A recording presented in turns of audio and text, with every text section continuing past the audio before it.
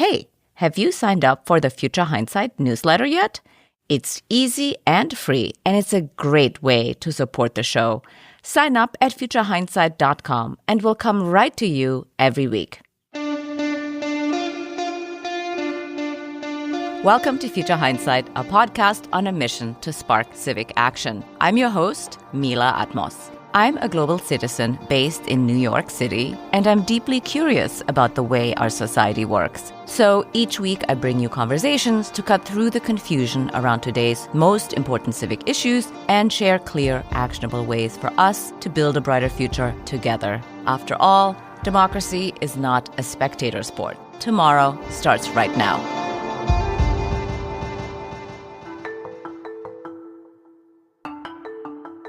We know that homelessness is the extreme consequence of the shortage of affordable housing. And as such, we think of this problem in the context of poverty and/or public policy failure. But we rarely, if ever, examine the relationship between homelessness and democracy. As homelessness has worsened across America, we face a fundamental democratic paradox.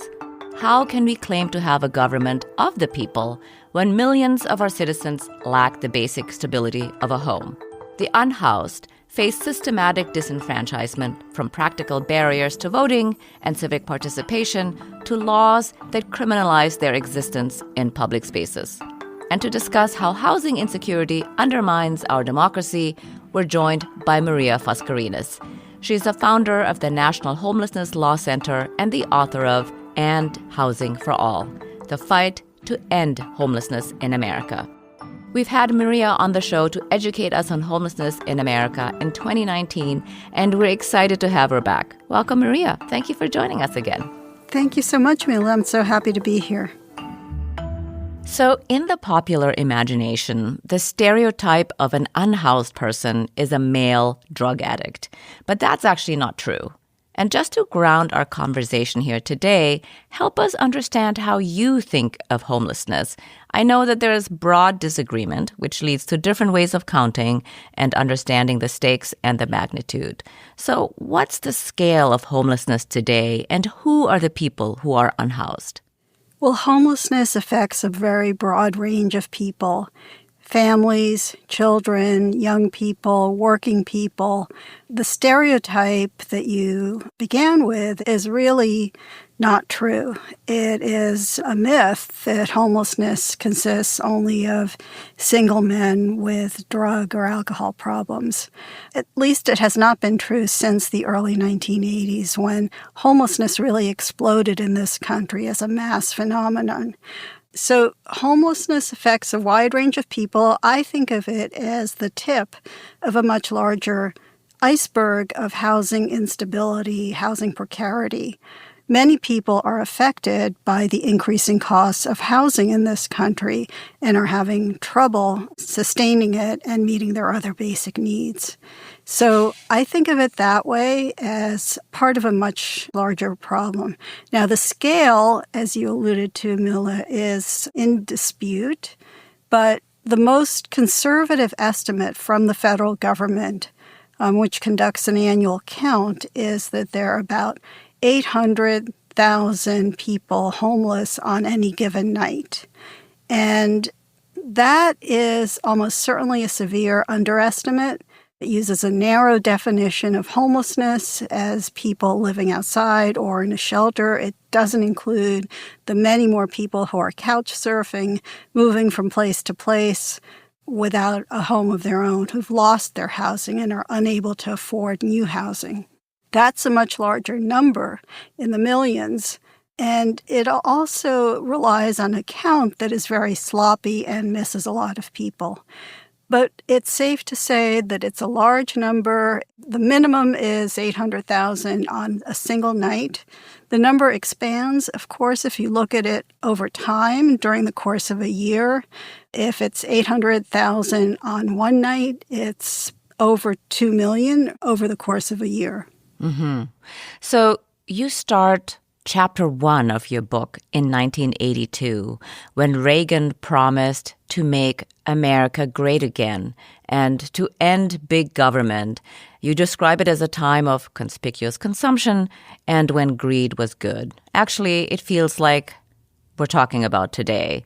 And you share the story about the origins of the homelessness crisis, which is to say that homelessness, of course, existed beforehand, but was made into a full-blown crisis under the Reagan administration. Tell us about the drastic cuts made during that time. Well, it is kind of like déjà vu, probably more extreme, though, this time around. So Reagan came into office on a promise to cut the federal government. A famous quote from Reagan was that the scariest words in the English language are, "I'm from the federal government and I'm here to help you." So it was an attack on federal government and on federal programs, and there were large-scale cuts all across the social safety net. Housing programs were especially hard hit. And to give you a sense of the scale of the cuts, in 1979, every year, over 300,000 new units of low-income housing were funded, new, so added to the existing funding. 3 years later, in 1982, that number was down to under 3,000. So it was a very, very drastic cut to housing programs. Now, by housing programs, I mean those programs that were created after the New Deal. Again, at a time of enormous crisis after the Great Depression, the federal government stepped in to help with funding to ensure that everybody could have access to decent housing. It was never a right, but it was something that was funded by statute. And these were the programs that were attacked and cut. Programs were attacked, and also people were demonized. The narrative that Reagan promoted was that people are homeless by choice, and thus it was their own fault. And he accompanied the narrative with the cuts to the programs. Well, you have been in this space more or less since that time, and early on in your career, you were the engine behind passing the McKinney-Vento Homeless Assistance Act. Tell us about what that legislation was meant to achieve, in the wake of these cuts in the Reagan administration, and how it actually turned out since its passing in 1987. So this was the first major federal legislation to address homelessness. It was actually part of a bigger proposal. We were pushing at the time a larger 3-part proposal to address homelessness. And part 1 was the emergency relief part. That is the part that ended up becoming essentially the McKinney-Vento Homeless Assistance Act. It was a limited piece. It was extremely hard to get even that. I mean, in that political climate at the time, with Reagan demonizing homeless people, demonizing poor people, and also saying that this is really not an issue for the federal government. It's an issue for charity or, at most, local government. It was very hard to get anything, and so we focused on pushing the emergency piece, and that succeeded. It was never supposed to be the end. It was supposed to be followed by the other 2 pieces, which were preventative measures and long-term solutions, primarily housing. But in the end, it became the only thing that was passed, and over time, it has been added to. It's been reshaped to focus on longer-term solutions like housing. Funding has increased, but the funding is still terribly inadequate to the need. So it's nothing approaching the scale of the cuts that were made to housing programs. So that's the key point. This was an emergency measure. It was never meant to solve the problem. It was never funded despite the changes and the increases in funding. It's not ever been funded to meet even the emergency needs of people who are homeless. So there's not nearly enough shelter, for example, by the federal government's own count, and certainly the gaps in housing have not ever been filled. Right. So, of course, we are fully cognizant that the homelessness crisis in America has worsened since that time. And what you just described began as a temporary emergency law.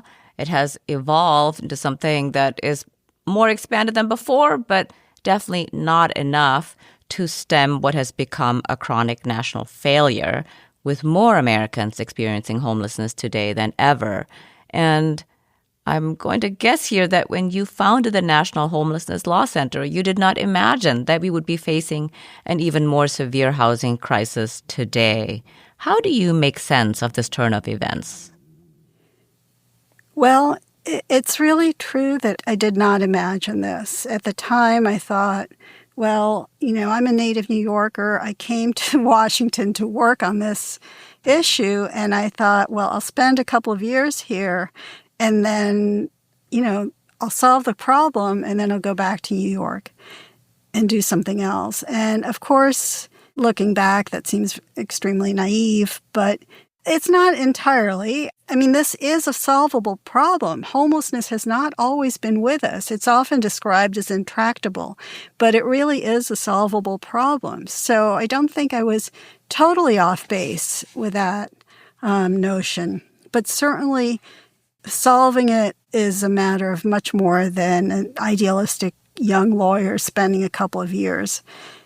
The reason I wanted to write the book was to really understand and explain all of those factors that make it so difficult. I go back to housing is not treated as a human right in this country. It's treated as a commodity. And there are enormous interests behind this that make it extremely difficult to really turn this issue around. Yeah, talk to us about the human rights framework. It has not been adopted in the United States, even though FDR actually spoke about this during his presidency. He advocated for civil and economic rights to be interconnected and interdependent, and President Carter sought to do the same, but this has yet to take hold. And I wonder, how would recognizing housing as a human right change our approach in the United States to homelessness? And what do you think are the biggest obstacles to establishing this right in America? Well, those are important questions, and you're absolutely right that in the human rights framework, economic rights and civil and political rights are interdependent. You can't have one without the other.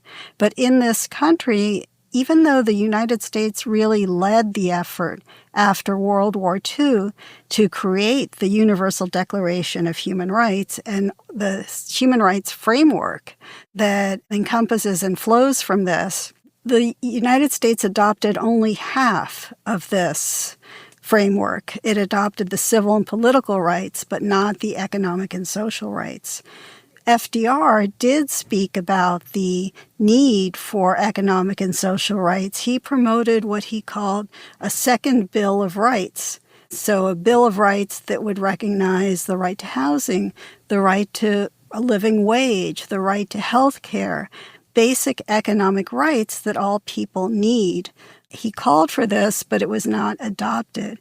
And the United States adopted, as I said, the part of the human rights framework, but not the entirety of it. So we end up now with this kind of legal system in the United States that recognizes civil and political rights. Yes, you have a right to vote, but you don't have a right to a place to live. You have a right to speak. You don't have a right to a living wage. So certain things are protected and others are not, but it turns out that it really is true that you can't have one without the other. You mentioned the question of democracy. This is fundamental. And FDR actually recognized this as fundamental to democracy. The way he put it was, necessitous men are not free men.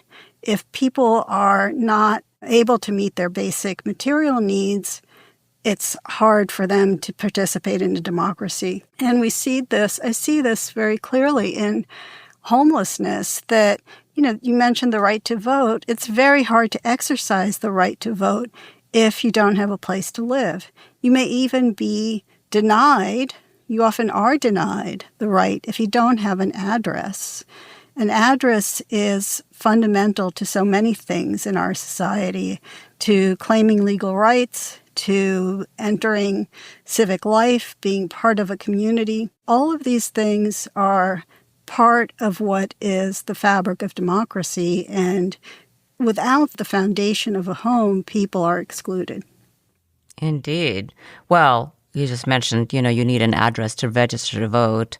And so if you're homeless, you're really, most of the time, not voting. And so, of course, if you're not voting, then your elected representative is not looking out for your interests. So I'm sure that for electeds, and this is maybe part of the big problem of solving on the legislative side for homelessness, that there aren't really any homeless constituents because they're not voting.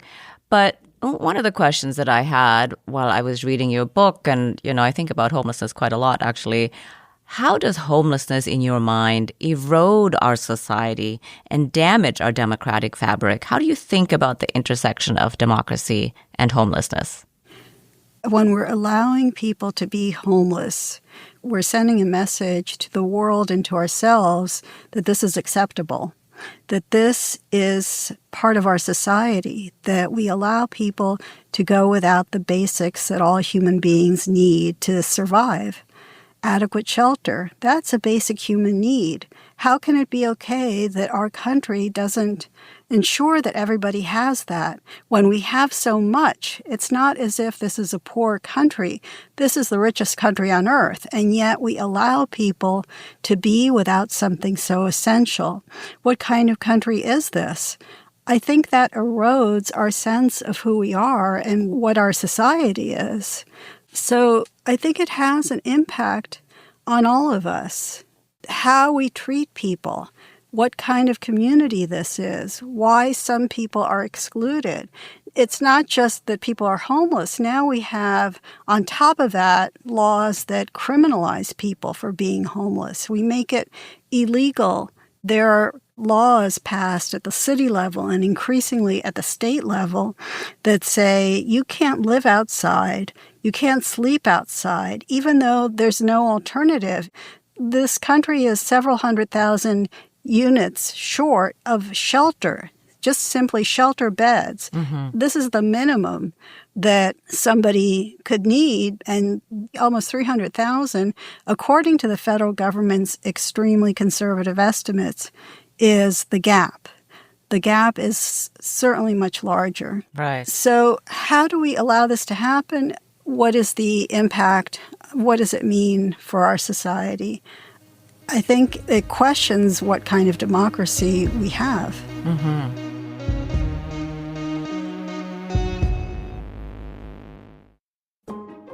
We'll be back with Maria in a moment, so don't go anywhere. You cannot miss this episode's Civic Spark.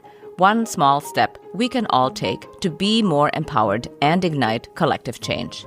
But first, I want to tell you about a podcast called Assembly Required. It's hard not to want to tune out the news these days, but despite how overwhelming things feel, we are not powerless.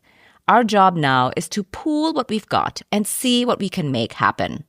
At Assembly Required, Stacey Abrams will face each executive order, legislative policy, and every news cycle, no matter how terrifying or absurd, by asking, what can we do to learn more about what's happening? What can we do to solve problems, however small? And how can we find the kind of hope that can sustain our work in difficult times? Tune in to new episodes of Assembly Required every Thursday wherever you get your podcasts or on YouTube. We also want to share about a podcast called Fiasco. In the fall of 1986, Ronald Reagan found himself in the center of a massive scandal that looked like it might bring down his presidency. It became known as the Iran-Contra affair.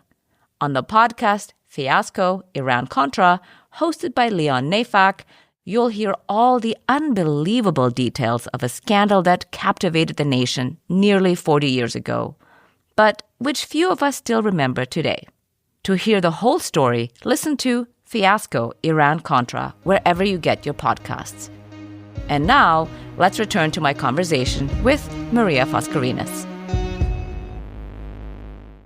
Well, you just mentioned criminalization of homelessness, And that's one of the things that I find so incredibly inhumane. These people are already so poor, and they're caught up in a way in this perverse cycle where they're being swept out of their temporary outdoor housing, whether that's in tents or under bridges.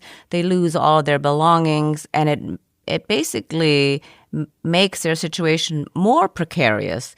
And so not only is the government not providing even a shelter bed, let's say, but now they're actually making the situation worse.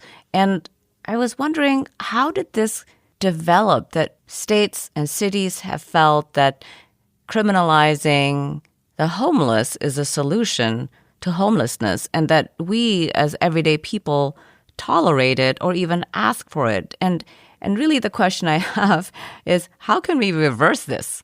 Right. Well, yes, it's really critical because criminalization is increasing. It's been a trend now for decades, but it's a trend that's been on the upswing, and it's getting worse. And it also sends the message that homeless people are somehow other, they're not worthy. Even the language that we use, sweeps, people are swept as if they're garbage. Encampments are cleaned up, again, as if this is dirt. I think criminalization is a result of a failure to solve the problem. So when you don't solve a problem, people are left without housing, without a place to live, without even shelter. Then they're on the street. They're in public places.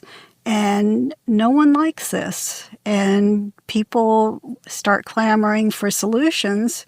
And politicians find it easier, apparently, to pass laws that make it illegal for people to be on the street rather than implementing policies and to create housing. It's a quick fix, and it's a fix that is really a delusion because it solves nothing. It makes it much harder for people to exit homelessness if they have an arrest record. If they lose their belongings, people often lose important documents like birth certificates or IDs, not to mention important personal possessions when they're forced to move from place to place through these sweeps. So it makes homelessness worse. It does not solve the problem. People have to be somewhere, and they will simply move to a different encampment if they're forced to leave the existing one. Mm-hmm. So this is a very, very misguided effort to address the real problem that there are people living on the streets of our cities and rural areas also. It looks a little different in rural communities. People might be living in woods or in caves, but they're still living in public. Mm-hmm. And so this is an effort to address that is very misguided. Right. What can we do about it? We can advocate against it. We advocates have spent a lot of effort to challenge these laws in court, and there have been some good court rulings saying that this is unconstitutional. There was a major decision from the U.S. Supreme Court last June, that struck down important rulings protecting homeless people from being criminalized. And since that court ruling, it opened the floodgates to more criminalization.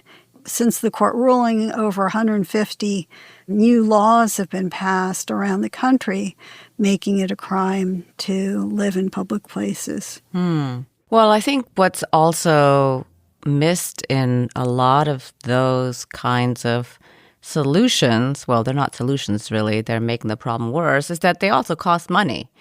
So you're really just flushing money away in a sense that you're spending this money to do the work, to brutalize the homeless, but actually the problem persists. So you have to keep spending this money again and again to conduct these operations and not get rid of the problem, when really you could have spent the money on housing and housing the people who are without shelter. Exactly. Housing First is a human rights frame solution.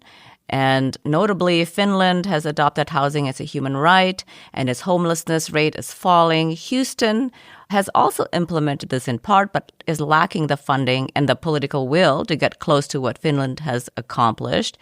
Vienna has had social housing for over 100 years now, since World War I. And while it's not perfect, it has a lot of things that work well too. What are your takeaways from these examples for what's possible here in the United States? Because earlier you mentioned that homelessness is something we can solve. So how do you think about solving it?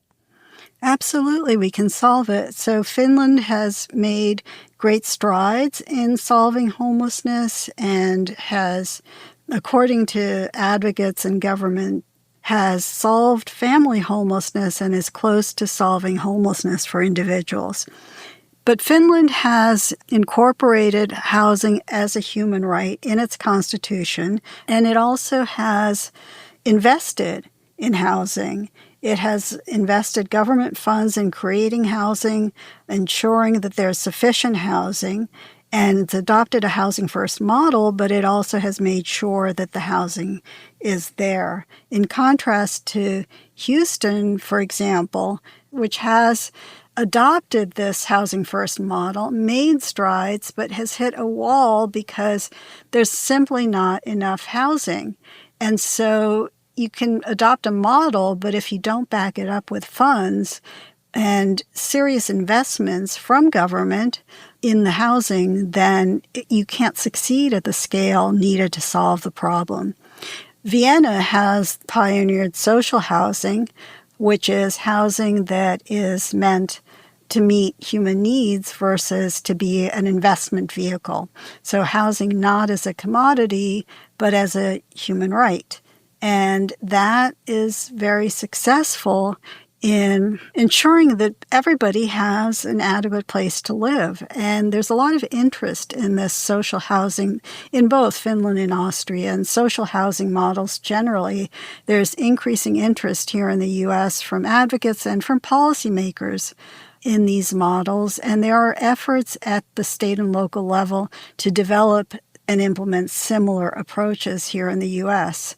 Social housing can mean a variety of things, but the bottom line is affordable housing that is permanently affordable. It's not an investment vehicle. Sometimes it's housing that is for people who are poor or homeless only, as in Finland.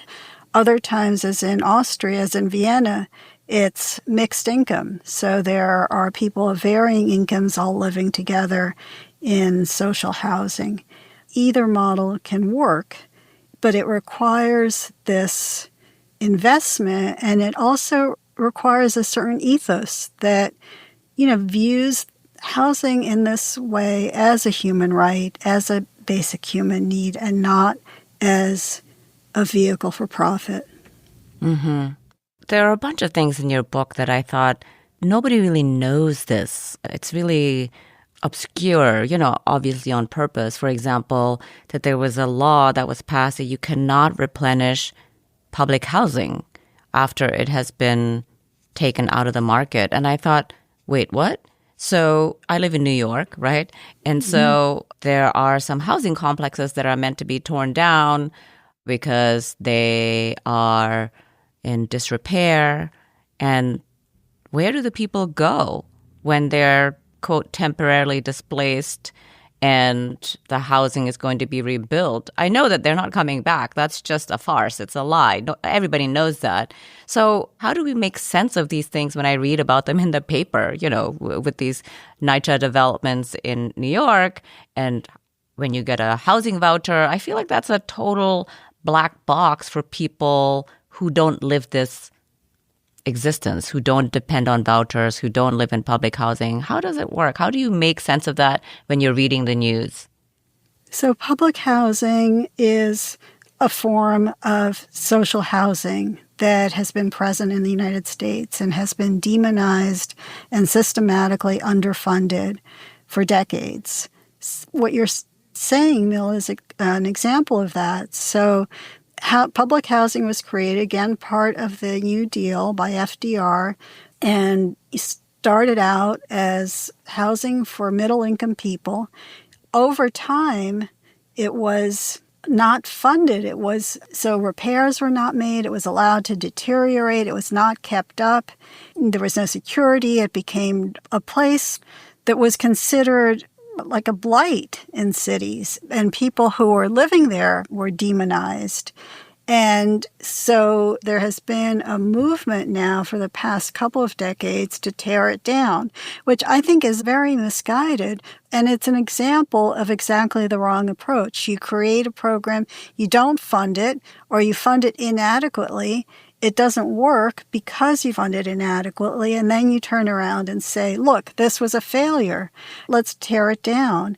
And so that's the kind of cycle that we're in.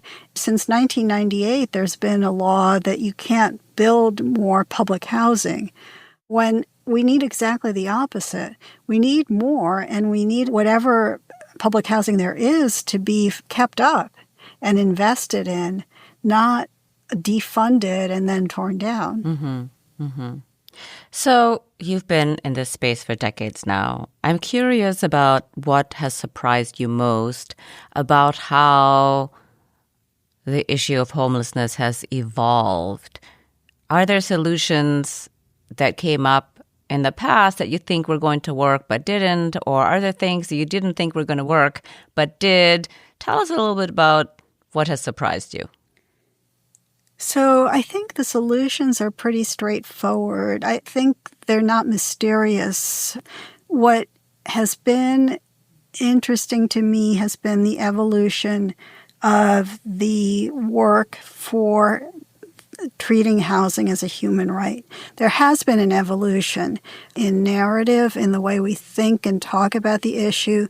As I mentioned, when I first started working on this, there was a strong narrative that homelessness is not an issue for federal policy. It's not a national policy issue.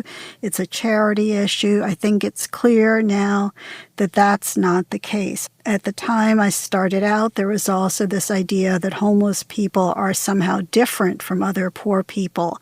They're not just regular poor people. There's something wrong with them. It's their fault. I think now there's a much greater consensus that homelessness is part of poverty, that it's part of the housing crisis that the country as a whole is facing. So I think there's been an evolution in that way. There's also been an evolution in the idea of housing as a human right. So we've been talking about it in this way for at least 20 years, probably 30, and the idea has begun to take hold. It's showing up in policy discussions. It's taken seriously. The Biden administration had begun to embrace it. And even though we're now facing a much more challenging environment, certainly at the federal level, it gives me hope that this idea has taken root. And there are efforts at the state and local level, in particular, to implement the human right to housing and to take the idea of social housing seriously. So, for instance, in Seattle, advocates have been working for several years to create a local level social housing developer. So a government entity charged with developing social housing.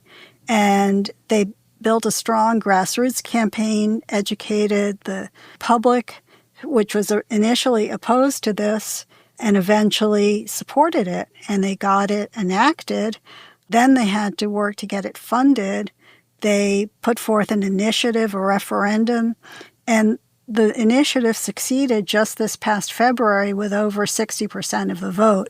So this type of victory and this type of advocacy and mobilization at the grassroots level is really a sign that people are able to understand these issues and to come forth and support them. And it's more important than ever to continue this fight and continue the fight on multiple levels. Right, right. Well, things will not get easier with this administration.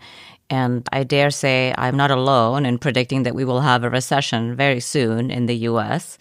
So housing will become even more precarious for a lot of people. But we are a hopeful podcast, and we also want to encourage everyone to take action. So every week on Future Hindsight, I ask my guest to share a civic spark, one small step we can all take to be more empowered and ignite collective change. what's a good way to turn the insights that you've shared with us into action? So I think the most important thing is to use our voice, become an advocate. I know many people are concerned about homelessness, and many people volunteer in providing direct services, volunteering in shelters, soup kitchens, clothing drives. All of that is critically important. But it's also very, very important to use our political voice as advocates. Call your representatives, whether at the city level, the state level, the federal level, or all of the above, and say, housing is a human right. We want you to fund housing for very poor people, housing for homeless people. We don't want criminalization.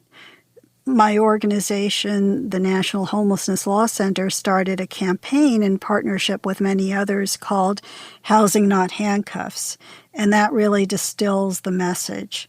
There's a website called housingnothandcuffs.org. People can join the campaign and keep up to date with what is going on with criminalization and specific steps to take to counter it.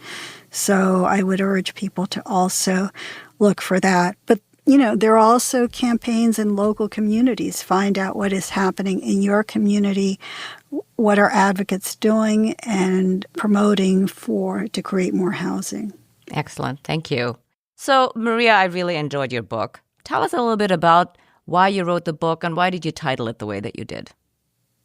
Well, I wrote the book because I have been involved in working on homelessness almost since the inception. And so I felt that I have a unique perspective and knowledge on the issue, and I wanted to convey that. And I've also met so many people who've experienced homelessness and heard so many stories, and I wanted to honor those stories and those voices. But the title of the book, And Housing for All, really ties into your opening question, Mila, about democracy and homelessness. We talk about in liberty and justice for all. It's part of the Pledge of Allegiance.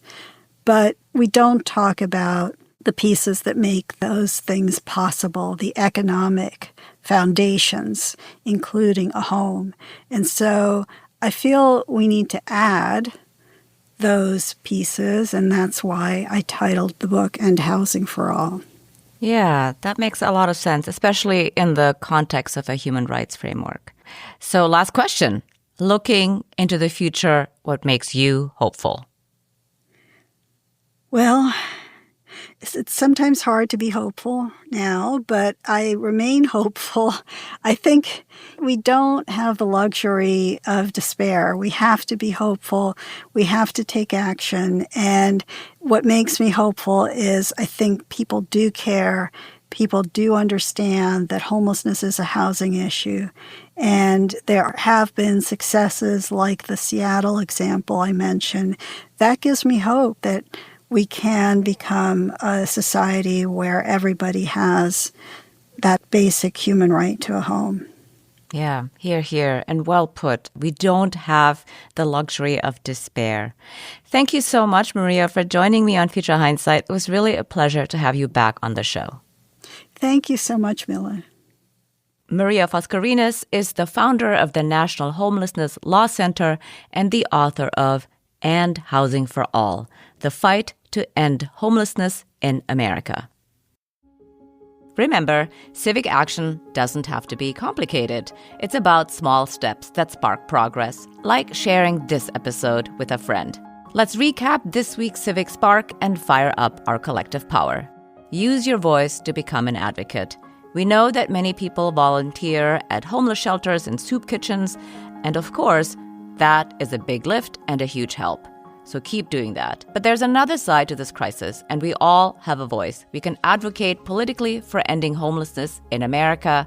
Make sure you reach out to your elected representative and implore them to pass legislation that housing is a human right and to fund that legislation.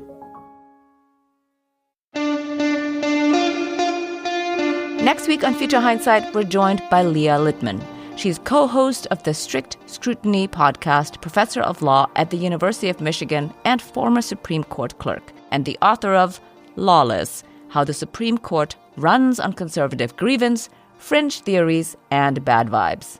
Shelby County, in my view, inverts the traditional story that many people have of the Supreme Court, which is this idea that the court protects minorities who are unfairly victimized and hurt by an overeager majority and political process.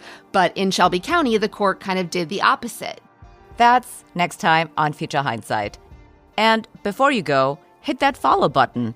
This way, you'll never miss an episode. We're here to help you stay engaged, so follow Future Hindsight now, and we'll come right to you every week. And if you want to support Future Hindsight and all the work we do as an independent pro-democracy podcast, please join us at the Civics Club on Patreon. Head to patreon.com/Future Hindsight. Thanks for tuning in, and until next time, see clearly, act boldly, and spark the change you want to see. This episode was produced by Zack, Travis, and me.